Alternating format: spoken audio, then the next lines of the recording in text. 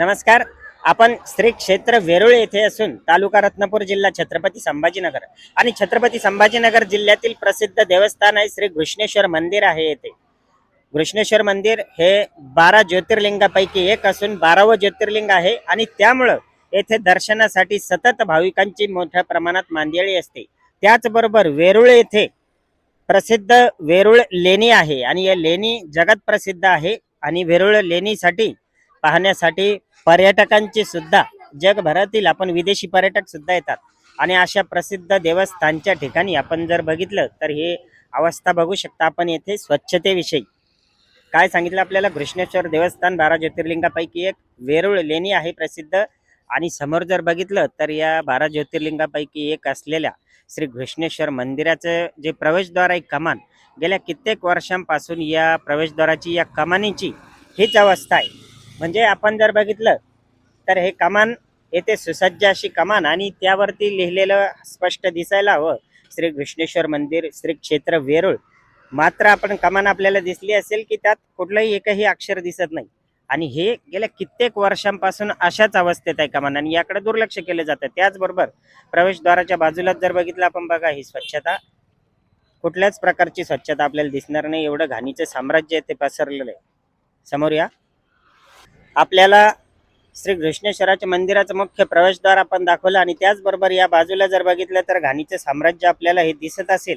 कशा प्रकारचं घाणीचं साम्राज्य आहे समोर बघू शकता तुम्ही इथे. आणि हे प्रसिद्ध देवस्थान, एक प्रसिद्ध जगप्रसिद्ध वेरूळ लेणी असं वेरूळ क्षेत्र असून आता हे श्री घृष्णेश्वर मंदिर समोर बोर्ड बघा, त्या बाजूला दिशा दाखवलेली आहे. मंदिर कुठे तर आपल्याला प्रवेशद्वार दाखवलं आणि ही स्वच्छता बघा. आता आपण पुढे सुद्धा जाणार आहोत आणि हीच परिस्थिती आहे या ठिकाणी.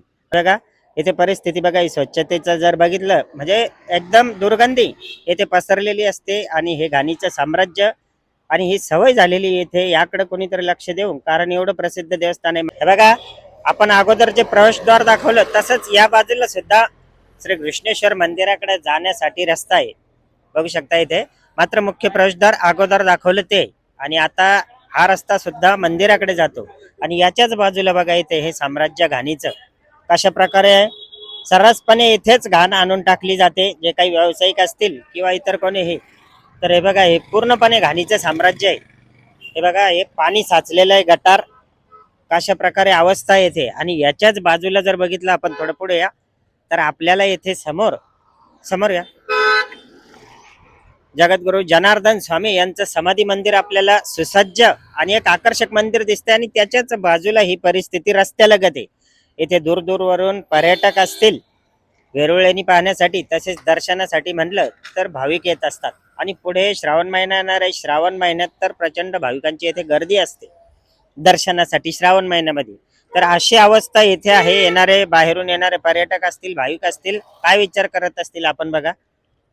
श्री क्षेत्र वेरूळ 12 ज्योतिर्लिंगापैकी एक असलेलं श्री घृष्णेश्वर महादेव मंदिर हे 12वे ज्योतिर्लिंग आहे. त्याचबरोबर जगप्रसिद्ध वेरूळ लेणी म्हणजे कैलास लेणी पर्यटन स्थळ म्हणून प्रसिद्ध आहे. पुण्यश्लोक अहिल्यादेवी होळकर शिवालय तीर्थकुंड येथे आहे. छत्रपती शहाजीराजे भोसले यांचे स्मारक गडी आहे. आणि या सर्व गोष्टी असून तीर्थक्षेत्र असल्याने ग्रामस्थ मोठ्या संख्येने येथे दशक्रिया विधीसाठी येतात, कारण येथे येळगंगा नदी पात्र आहे. आणि या सर्व बाबी असतानाही स्वच्छतेच्या बाबतीत मात्र येथे सर्रासपणे दुर्लक्ष केलं जातं. मुख्य रस्त्याच्या दोन्ही बाजूला घाणीचं साम्राज्य येथे पसरलेलं आहे. हे कुठंतरी थांबायला हवं. येथे स्वच्छता करण्यात यावी हीच आपली मागणी आहे.